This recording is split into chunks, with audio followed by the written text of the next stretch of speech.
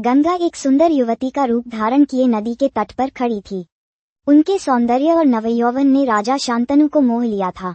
गंगा बोली, राजन, आपकी पत्नी होना मुझे स्वीकार है, पर इससे पहले आपको मेरी शर्तें माननी होंगी। क्या आप मानेंगे? राजा ने कहा, अवश्य।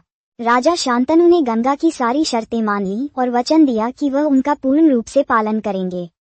समय पाकर गंगा से शांतनु के कई तेजस्वी पुत्र हुए, परंतु गंगा ने उनको जीने नहीं दिया। बच्चे के पैदा होते ही वह उसे नदी की बहती हुई धारा में फेंक देती थी और फिर हंसती मुस्कुराती राजा शांतनु के महल में आ जाती थी। अज्ञात सुंदरी के इस व्यवहार से राजा शांतनु चकित रह जाते। उनके आश्चर्य और क्षोभ का पारावार न रहता।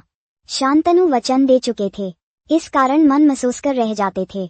7 बच्चों को गंगा ने इसी भांति नदी की धारा में बहा दिया। 8वां बच्चा पैदा हुआ। गंगा उसे भी लेकर नदी की तरफ जाने लगी तो शांतनु से न रहा गया। बोले, माँ होकर अपने नादान बच्चों को अकारण ही क्यों मार दिया करती हो? ये घृणित व्यवहार तुम्हें शोभा नहीं देता है। राजा की बात सुनकर गंगा मन ही मन मुस्कुराए, परंतु क्रोध का अभिनय करती हुई बोली, राजन, क्या आप अपना वचन भूल गए हैं?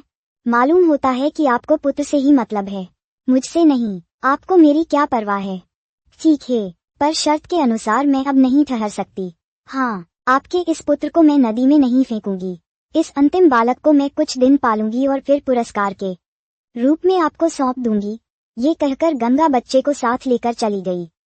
यही बच्चा आगे चलकर भीष्म पितामह के नाम से विख्यात हुआ। गंगा के चले जाने से राजा शांतनु का मन विरक्त हो गया।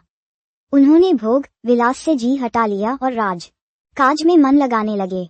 एक दिन राजा शिकार खेलते खेलते गंगा के तट पर चले गए तो देखा किनारे पर खड़ा एक सुंदर और गठीला युवक गंगा की बहती हुई धारा पर बाण चला रहा था।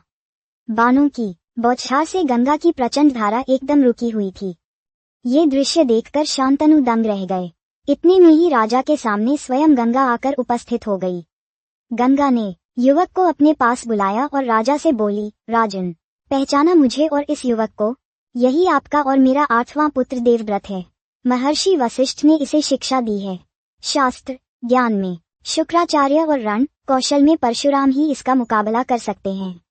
ये जितना कुशल योद्धा है उतना ही चतुर राजनीतिज्ञ भी है। आपका पुत्र मैं आपको सौंप रही हूँ, अब ले जाए इसे अपने साथ। गंगा ने देवव्रत का माथा चूमा और आशीर्वाद देकर राजा के साथ उसे विदा कर दिया।